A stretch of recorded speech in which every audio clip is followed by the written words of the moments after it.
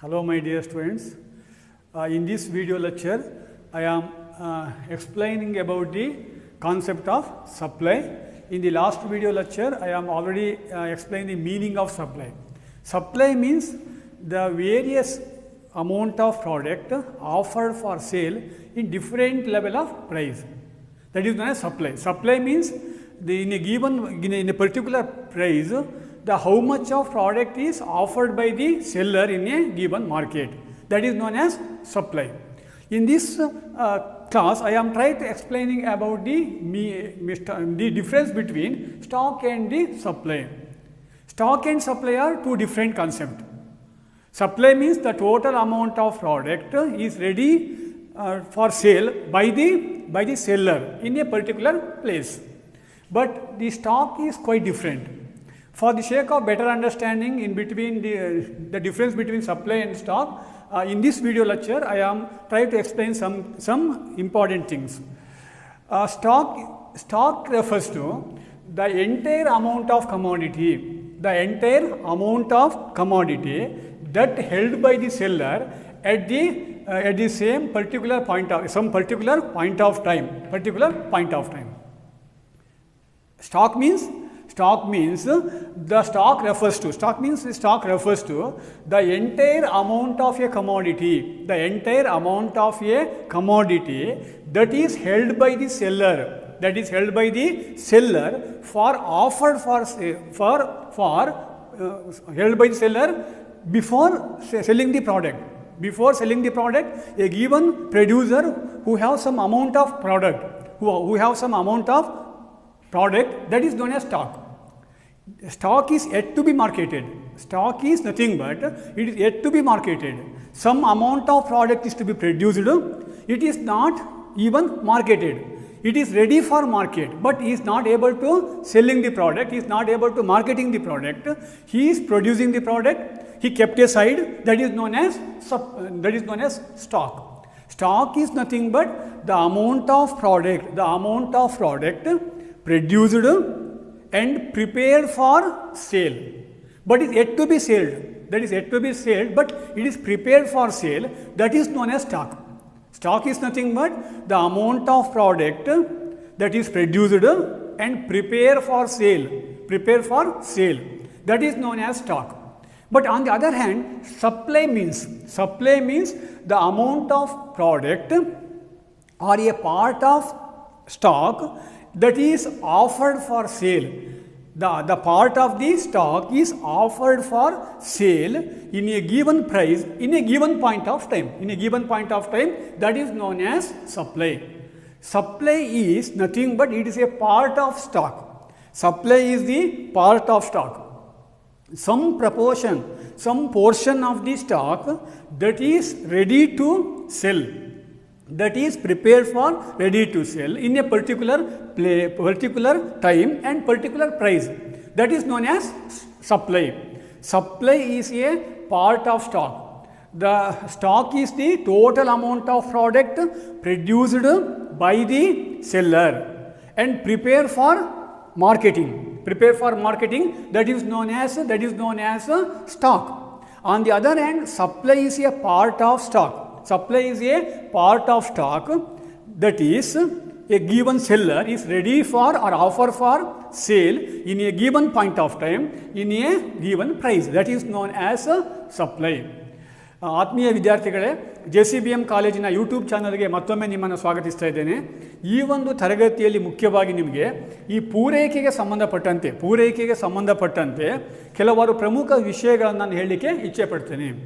ನಾನು ಕಳೆದ ತರಗತಿಯಲ್ಲಿ ಪೂರೈಕೆ ಅಂದ್ರೂ ನಾನು ಹೇಳಿದ್ದೆ. ಪೂರೈಕೆ ಅಂದ್ರೇನು?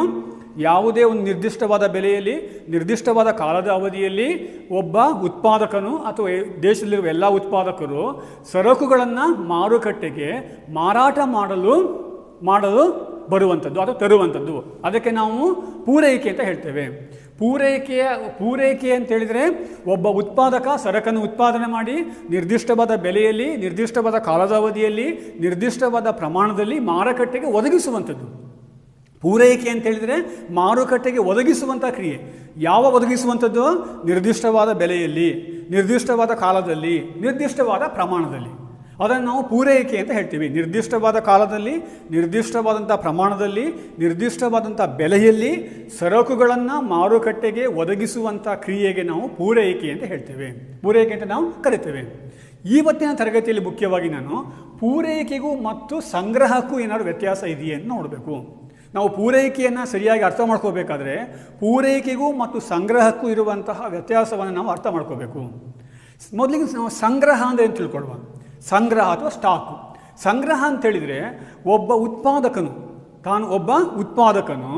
ತಾನು ಉತ್ಪಾದಿಸಿದ ಸರಕನ್ನು ಮಾರುಕಟ್ಟೆಗೆ ಎಲ್ಲಿ ಮಾರಾಟ ಮಾಡಲು ಸಿದ್ಧನಾಗಿರುವಂಥದ್ದಷ್ಟೇ.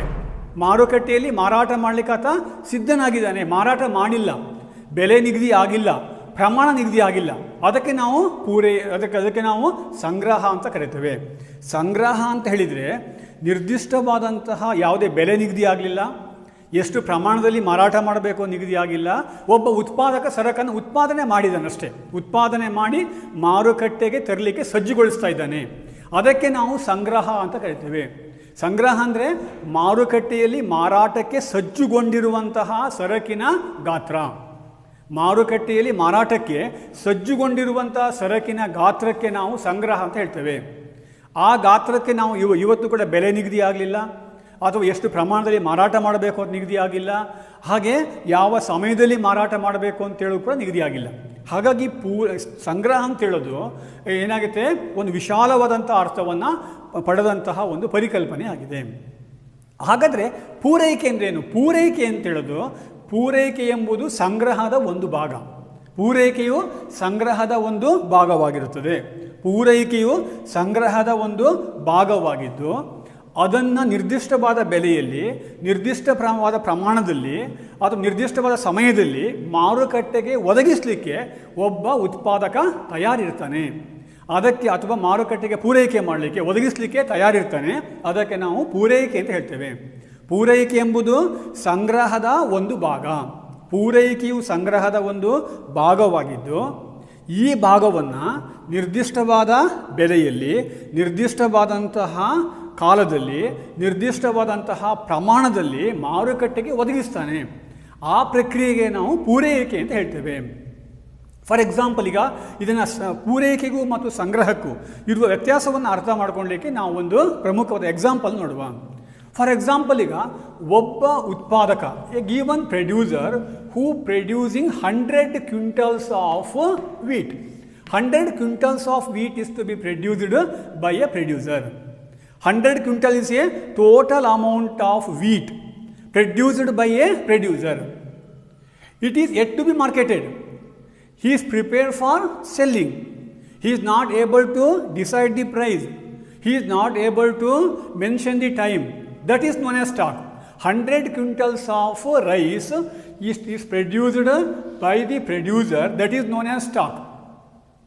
Out of 100 quintal, 50 quintal it is prepared for selling. He is fixing the price in a given market, in a particular price. He is ready to sell. He offered for sale. Out of 100 quintal, 50 quintals of wheat is offered for sale in a particular price, in a particular point of time, in a particular quantity. That is known as supply. The total amount of product produced by the producer is 100 quintal. 100 quintal is not stock. Out of 100 quintal, 50 quintals of wheat, that is offered for sale. Offered for sale in a particular price, in a particular time, in a particular quantity. Quantity is 50 quintal. Price is 100 rupees per quintal or 500 rupees per quintal. Time is in the November 2020. That is the time. In November 2020, at the rate of 100 rupees per quintal, a given wheat producer, he offered for sale is 50 quintals of wheat. That is known as supply. Means supply is a part of stock. Stock have broader meaning. Supply is a part of stock. ನೋಡಿ, ಪೂರೈಕೆಗೂ ಮತ್ತು ಸಂಗ್ರಹಕ್ಕೂ ಇರುವಂಥ ವ್ಯತ್ಯಾಸವನ್ನು ಅರ್ಥ ಮಾಡ್ಕೊಳ್ಳಲಿಕ್ಕೆ ನಾವು ಸುಲಭವಾದಂಥ example ನೋಡುವ. ನೋಡಿ, ಈ ಒಂದು ಎಕ್ಸಾಂಪಲಲ್ಲಿ 100 ಕ್ವಿಂಟಲ್ ಒಬ್ಬ ಗೋಧಿಯನ್ನು ಬೆಳೆದಿದ್ದಾನೆ, ಒಬ್ಬ ರೈತ 100 ಕ್ವಿಂಟಲ್ ಗೋಧಿ ಬೆಳೆದಿದ್ದಾನೆ, ಅಥವಾ 100 ಕ್ವಿಂಟಲ್ ಅಡಿಕೆಯನ್ನು ಬೆಳೆದಿದ್ದಾನೆ ಅಂತ ಇಟ್ಕೊಳ್ಳಿ. ಒಬ್ಬ ರೈತ 100 ಕ್ವಿಂಟಲ್ ಅಡಿಕೆ ಬೆಳೆದಿದ್ದಾನೆ, ಇನ್ನು ಅದು ಅಡಿಕೆ ಮಾರಾಟಕ್ಕೆ ಕೊಂಡೋಗಲಿಲ್ಲ, ಉತ್ಪಾದನೆ ಮಾಡಿಬಿಟ್ಟು ಸ್ಟೋರ್ ಮಾಡಿದ್ದಾನೆ. ಹಾಗೆ ಮಾಡಿದಂತಹ ಅಡಿಕೆಯನ್ನು ಅದರಲ್ಲಿ ಎಲ್ಲವನ್ನೂ ಕೂಡ ಒಮ್ಮೆ ಮಾರಾಟ ಮಾಡೋದಿಲ್ಲ. Out of 100 quintals of arecanut 50 quintals or 30 quintals or 60 quintals on the basis of the financial requirements he offered for sale in the market. ನಾನು ಅಡಿಕೆ 100 ಕ್ವಿಂಟಲ್ ಬೆಳೆದರೆ ಆ 100 ಕ್ವಿಂಟಲ್ ಬೆಳೆದ ಅಡಿಕೆಯಲ್ಲಿ 50 ಕ್ವಿಂಟಲನ್ನು 60 ಕ್ವಿಂಟಲ್ ಏನು ಮಾಡ್ತಾನೆ, ಮಾರುಕಟ್ಟೆಗೆ ಕೊಂಡೋಗ್ತಾನೆ. ಕೊಂಡೋಗಿಬಿಟ್ಟು ನಿರ್ದಿಷ್ಟವಾದ ಬೆಲೆ ಬಂದರೆ ನಿರ್ದಿಷ್ಟವಾದಂತಹ ಬೆಲೆಯಲ್ಲಿ ನಿರ್ದಿಷ್ಟವಾದ ಪ್ರಮಾಣದಲ್ಲಿ ನಿರ್ದಿಷ್ಟವಾದ ಕಾಲದಲ್ಲಿ ಮಾರಾಟ ಮಾಡ್ತಾನೆ. ಆ ಮಾರಾಟ ಮಾಡುವ ಕ್ರಿಯೆಗೆ ನಾವು ಪೂರೈಕೆ ಅಂತ ಹೇಳ್ತೇವೆ. ಅಂದರೆ 50 ಕ್ವಿಂಟಲ್ 100 ಕ್ವಿಂಟಲ್ 50 ಕ್ವಿಂಟಲ್ ಅಡಿಕೆಯನ್ನು 30,000 ರೂಪಾಯಿ ಪ್ರತಿ ಕ್ವಿಂಟಲ್ನಂತೆ ಆತ ಮಾರುಕಟ್ಟೆಯಲ್ಲಿ ನವೆಂಬರ್ 2020ರಲ್ಲಿ ಮಾರಾಟ ಮಾಡಿದ್ದಾನೆ. That is known as supply. ಹಾಗಾಗಿ ಸಪ್ಲೈ ಅಂತೇಳೋದು ಏನಾಗಿರುತ್ತೆ, ಅದು ಮುಖ್ಯವಾಗಿ ಅದು ಸಂಗ್ರಹದ ಒಂದು ಭಾಗ ಆಗಿರುತ್ತೆ. That is the difference between, that is the basic difference between supply and stock.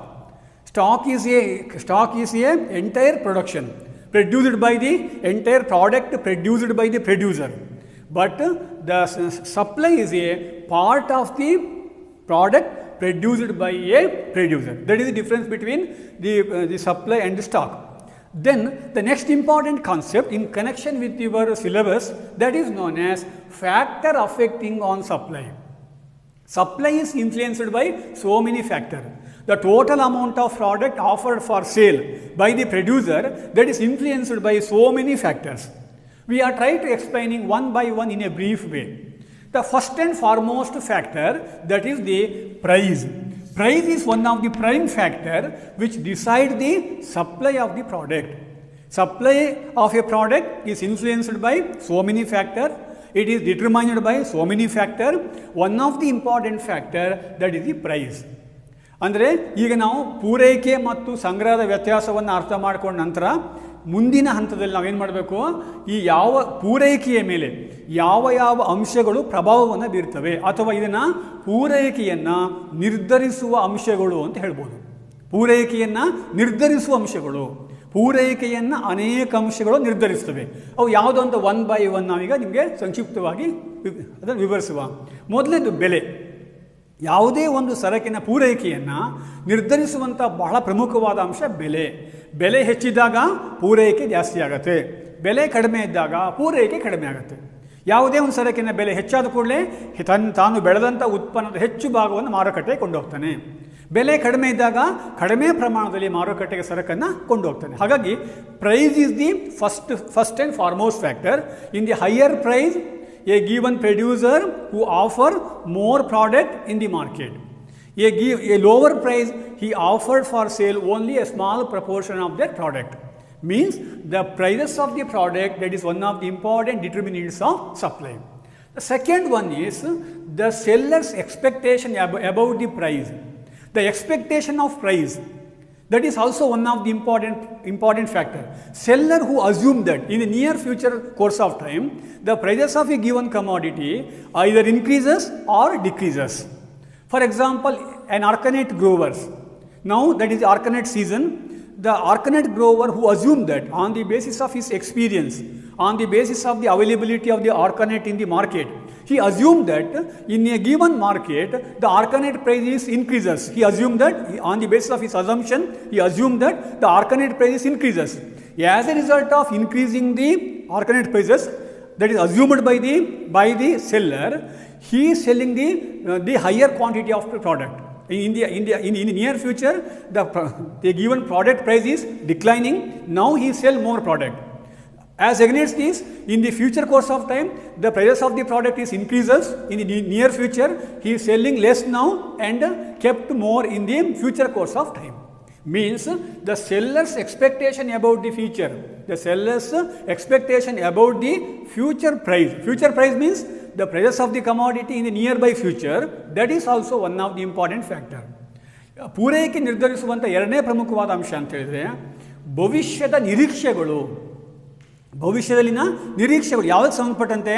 ಬೆಲೆಗೆ ಸಂಬಂಧಪಟ್ಟಂತೆ.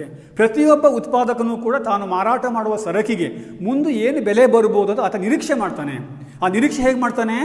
ಆತನ ಅನುಭವದ ಆಧಾರದ ಮೇಲೆ ಅಥವಾ ಕೆಲವು ಊಹೆಗಳನ್ನು ಇಟ್ಕೊಂಡ್ಬಿಟ್ಟು ಆತ ನಿರೀಕ್ಷೆ ಮಾಡ್ತಾನೆ.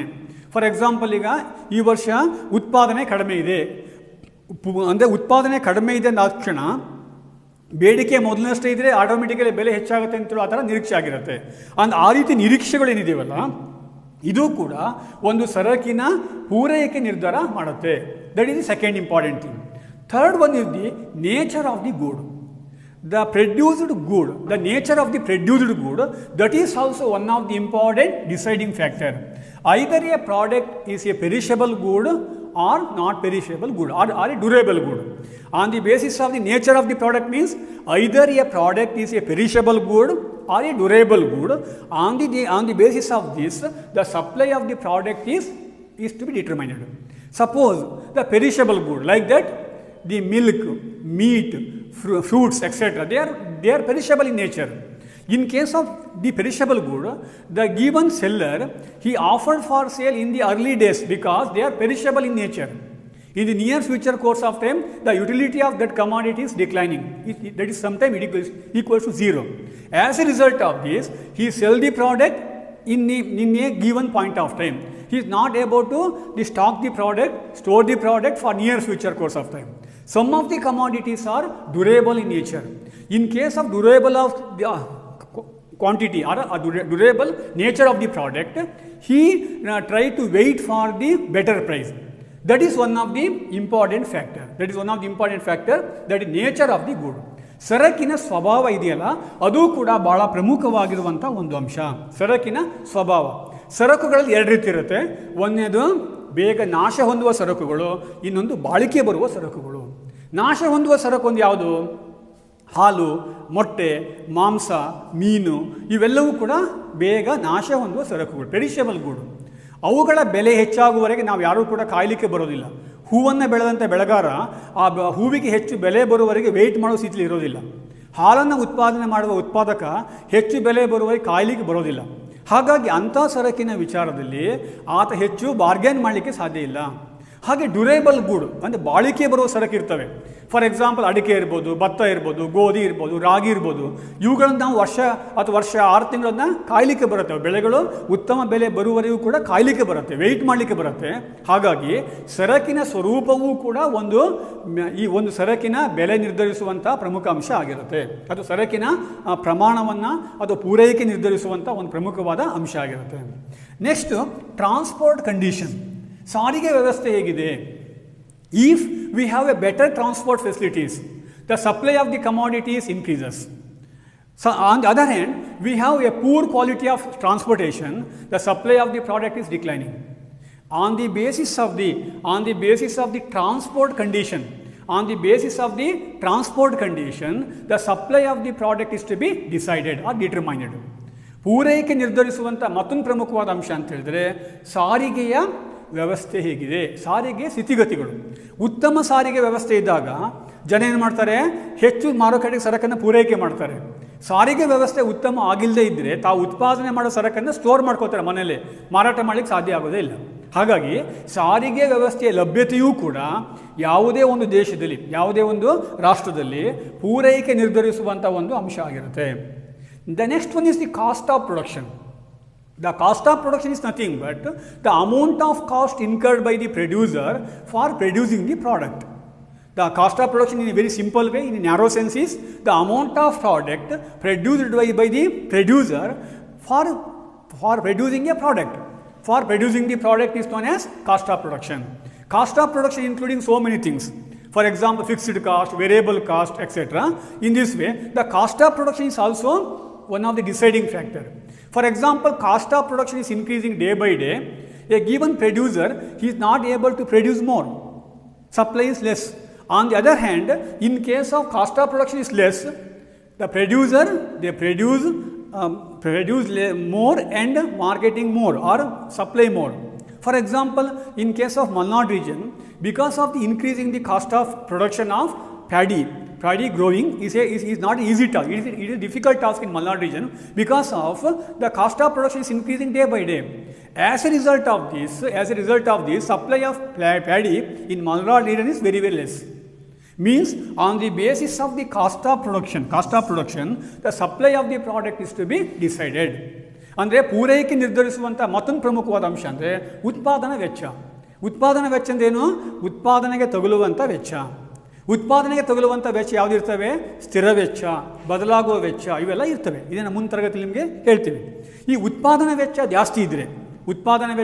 ಜಾಸ್ತಿ ಇದ್ದರೆ ಪೂರೈಕೆ ಕಡಿಮೆ ಆಗುತ್ತೆ. ಉತ್ಪಾದನಾ ವೆಚ್ಚ ಕಡಿಮೆ ಇದ್ದರೆ ಪೂರೈಕೆ ಜಾಸ್ತಿ ಆಗುತ್ತೆ. ಫಾರ್ ಎಕ್ಸಾಂಪಲ್, ಅದಕ್ಕೆ ಒಳ್ಳೆಯ ಉದಾಹರಣೆ ಅಂತ ಹೇಳಿದ್ರೆ, ಮಲೆನಾಡಿನಲ್ಲಿ ಅಡಿಕೆಯ ಪೂರೈಕೆ ಜಾಸ್ತಿ ಆಗ್ತಿದೆ, ಭತ್ತದ ಪೂರೈಕೆ ಕಡಿಮೆ ಆಗ್ತಿದೆ. ಯಾಕೆ? ಭತ್ತವನ್ನು ಉತ್ಪಾದನೆ ಮಾಡಲಿಕ್ಕೆ ತಗುಲುವಂಥ ವೆಚ್ಚ ಇವತ್ತು ಹೆಚ್ಚಾಗ್ತಾಯಿದೆ. ಹಾಗಾಗಿ ಮಲೆನಾಡಿನ ಭಾಗದಲ್ಲಿ ಭತ್ತದ ಪೂರೈಕೆ ಭಾಳ ಕಡಿಮೆ. ಯಾಕೆಂತ ಹೇಳಿದರೆ ಉತ್ಪಾದನಾ ವೆಚ್ಚ ಹೆಚ್ಚು. ಅದೇ ಉತ್ಪಾದನಾ ವೆಚ್ಚ ಕಡಿಮೆ ಇದ್ದರೆ ಭತ್ತವನ್ನು ಜಾಸ್ತಿ ಉತ್ಪಾದನೆ ಮಾಡಿಬಿಟ್ಟು ಮಾರುಕಟ್ಟೆಗೆ ಪೂರೈಸ್ತಾರೆ. ಹಾಗಾಗಿ ಉತ್ಪಾದನಾ ವೆಚ್ಚ ಅಂತ ಹೇಳೋದು ಭಾಳ ಪ್ರಮುಖವಾದ ಒಂದು ಅಂಶ. The next one is the state of technology.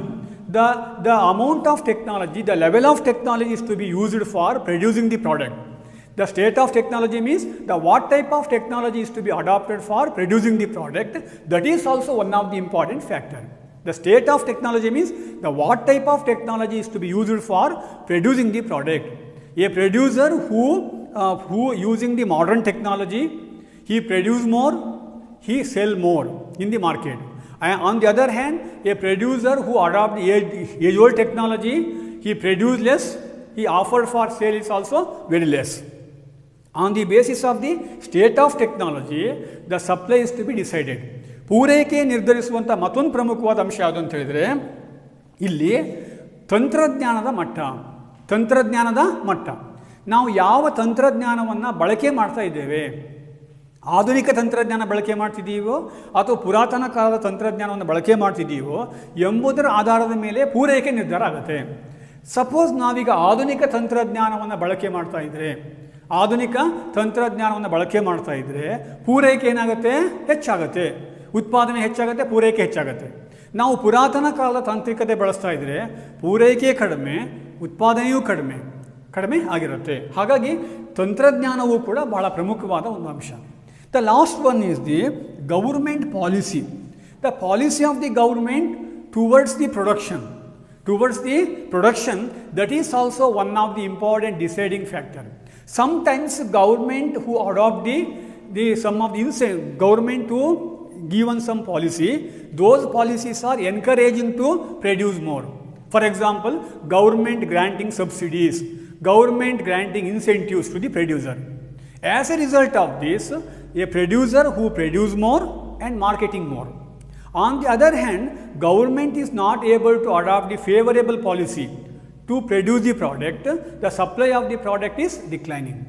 ಪೂರೈಕೆ ನಿರ್ಧರಿಸುವಂಥ ಮತ್ತೊಂದು ಪ್ರಮುಖವಾದ ಅಂಶ ಅಂತ ಹೇಳಿದರೆ ಸರ್ಕಾರದ ನೀತಿ. ಸರ್ಕಾರವು ಯಾವ ರೀತಿಯ ನೀತಿ ಅನುಸರಿಸ್ತಾ ಇದೆ, ಸರ್ಕಾರದ ನೀತಿಯು ಉತ್ಪಾದನೆಗೆ ಪೂರಕವಾಗಿದೆಯೇ, ಮಾರಕವಾಗಿದೆಯೇ? ಸರ್ಕಾರ ಕೆಲವು ಏನು ಮಾಡುತ್ತೆ, ಆ ಉತ್ಪಾದನೆಯನ್ನು ಪ್ರೋತ್ಸಾಹಿಸಲಿಕ್ಕೋಸ್ಕರವಾಗಿ ಸಬ್ಸಿಡಿಗಳನ್ನು ಕೊಡುತ್ತೆ, ಸಾಲವನ್ನು ಕೊಡುತ್ತೆ, ಅಥವಾ ಬೇರೆ ಬೇರೆ ಸೌಲಭ್ಯವನ್ನು ಒದಗಿಸುತ್ತೆ. ಆಗ ಉತ್ಪಾದಕರು ಏನು ಮಾಡ್ತಾರೆ, ಅದರಿಂದ ಪ್ರೇರೇಪಿತರಾಗಿ ಹೆಚ್ಚು ಉತ್ಪಾದನೆ ಮಾಡಿ ಸರಕನ್ನು ಮಾರಾಟ ಮಾಡ್ತಾರೆ. ಕೆಲವು ವೇಳೆ ಸರ್ಕಾರಗಳು ಇದು ಯಾವುದನ್ನು ಕೂಡ ಕೊಡದೇ ಇದ್ದರೆ ಅದು ಡಿಸ್ಕರೇಜಿಂಗ್ ಮಾಡಿಬಿಟ್ರೆ ರೈತರನ್ನು ಅಥವಾ ಯಾವುದೋ ಉತ್ಪಾದಕರನ್ನು, ಉತ್ಪಾದನೆಯ ಪ್ರಮಾಣ ಕಡಿಮೆ ಆಗುತ್ತೆ. ಹಾಗಾಗಿ government policy is also one of the important factors that determine the supply of the product. These are the various factors, sometimes directly, sometimes indirectly influencing on supply. ಇವೆಲ್ಲವೂ ಕೂಡ ಪೂರೈಕೆಯ ಮೇಲೆ ನೇರವಾಗಿ ಅಥವಾ ಪರೋಕ್ಷವಾಗಿ ಪ್ರಭಾವವನ್ನು ಬೀರಬಲ್ಲ ಅಂಶಗಳಾಗಿವೆ. That is about the concept of factor affecting on supply. The remaining concepts are discussed in the next video lecture. Thank you.